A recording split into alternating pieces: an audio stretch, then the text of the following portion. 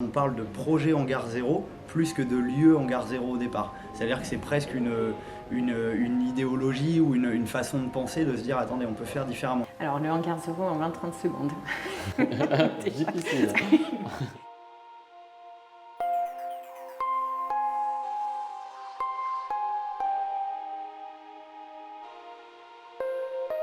Ce lieu est vraiment un lieu pour les habitants pour pouvoir se projeter sur voilà, des nouvelles façons de faire, des nouveaux métiers qui vont très rapidement émerger en France et dans le monde.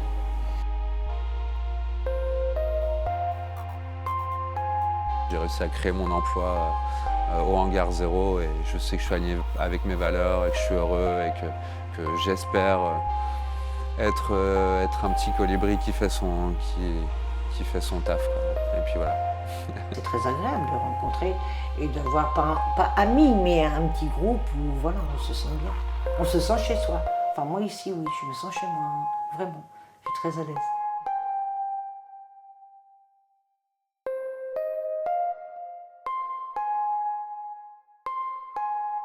C'est un lieu où je peux expérimenter plein de façons de mettre en œuvre des matériaux de réemploi ou du réusage à partir soit de déchets qu'on produit nous-mêmes, soit des ressources qu'on trouve sur le territoire du Havre.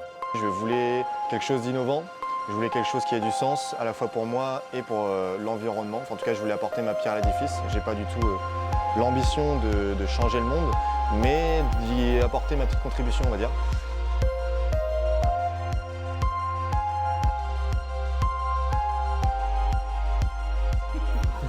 Ouais, bon, alors on le décrit comme le laboratoire citoyen de la transition écologique au Havre.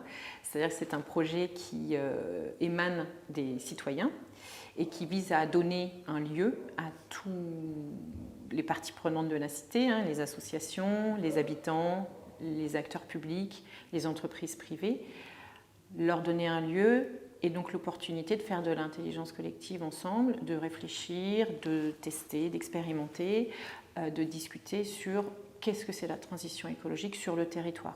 L'anti-gaspillage alimentaire, le réemploi dans le bâtiment. C'est les deux sujets qui émanent pour l'instant. Il y en a d'autres, mais on voit vraiment là qu'il y a une vraie envie de faire bouger ces sujets-là et de créer les nouvelles filières qui sont liées à ces sujets-là pour trouver des solutions.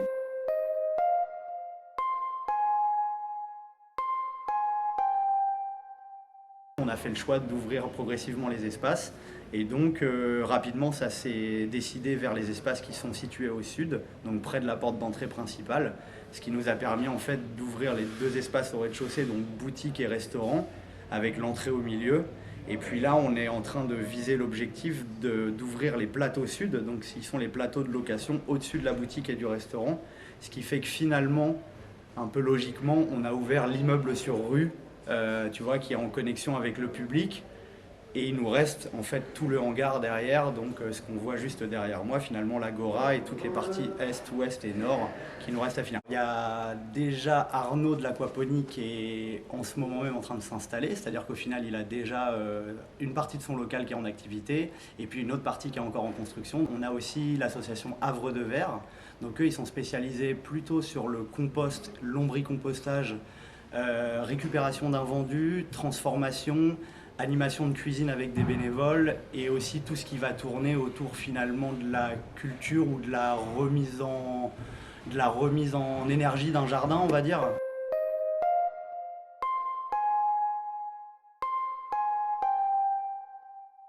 J'essaie de puiser des déchets qu'on peut retrouver ici en gare zéro pour les transformer en denrées alimentaires. Donc je parlais d'aquaponie, je parlais de micro-pousses, je fais aussi des champignons. Et justement ça en termes de boucle que j'essaie de fermer finalement, c'est ce qui est le plus avancé parce que je récupère le marc de café de la cantine et du restaurant. Je récupère la sueur et les copeaux de bois de la menuiserie qui est juste à côté. Je récupère également les boues des poissons, donc les déjections solides. Et en fait je fais un mélange pour avoir un substrat riche en nutriments pour le champignon. Et donc derrière je peux produire des pleurotes grises. Presque made in le hangar zéro finalement. Donc il y a des interactions d'un point de vue personne, mais aussi d'un point de vue on va dire matériel, ressources, déchets, etc. Donc ouais, c'est assez riche.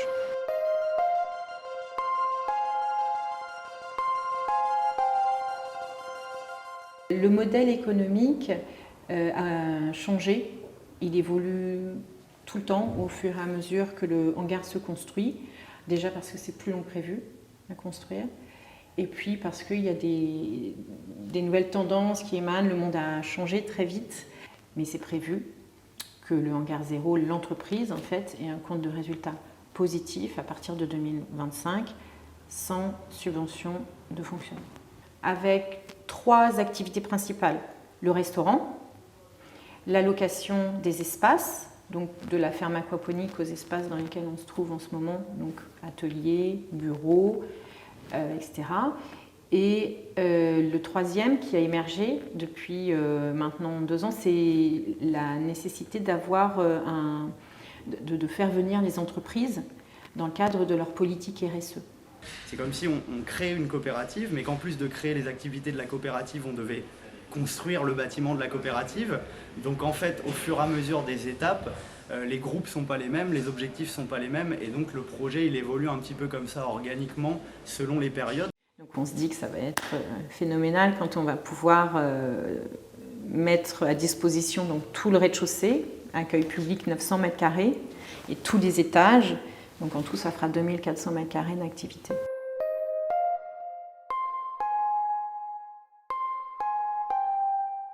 On est aux avant-postes et on le sent bien hein, sur la partie financière, sur plein de sujets, sur le réemploi, faire lever les freins psychologiques et puis aussi les freins qui sont liés à la législation, etc. On voit que c'est compliqué, mais on est aussi là pour ça, on en a conscience.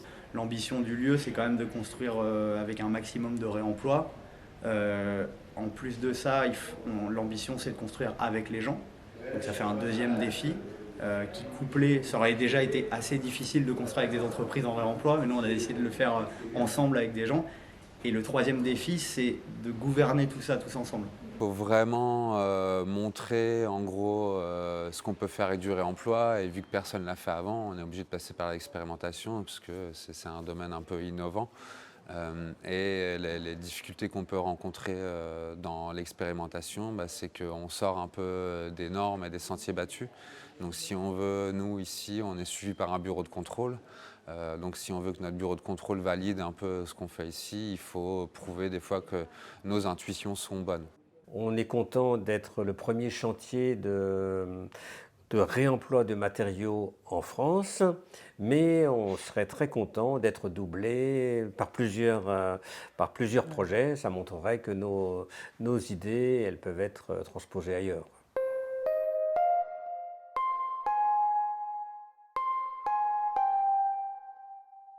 La transmission, elle va à plusieurs niveaux. On a au travers des chantiers participatifs, donc avec tout un tas de bénévoles qui viennent sur un peu tous les sujets, hein, que ça va être de la menuiserie, de la métallerie, les enduitaires, on va avoir de la plomberie aussi, enfin voilà, on touche un peu tous les sujets. Et donc la transmission, elle se fait au travers soit de chantiers participatifs dédiés ou des chantiers qui ont lieu toute la semaine, puisqu'on est en chantier participatif toute la semaine. Hein. N'importe quel bénévole, personne qui a envie d'apprendre simplement le bricolage ou alors qui a envie d'apprendre le bricolage avec du réemploi peut venir ici pour donner un coup de main et sera encadré en fonction des sujets par les personnes les plus compétentes. Et après, on a aussi tous les stagiaires. On a accueilli 70 stagiaires l'année dernière. Maintenant, on est même identifié comme la bouée de secours des différentes structures qui nous envoient. Il y a le lycée Schumann-Perret, on va avoir aussi des formations pour adultes, on a les CFA aussi. Enfin voilà, on a un peu différentes typologies de stagiaires qui viennent. Je pense qu'on vit dans un monde complexe et on devrait pouvoir être capable de le comprendre pour mieux l'appréhender, etc. Et je pense que ça commence par le plus jeune âge. Donc c'est pour ça que ça me tient à cœur de faire de la pédagogie ici et que ça ne me dérange pas du tout de faire les visites à quiconque a envie de découvrir mon univers finalement.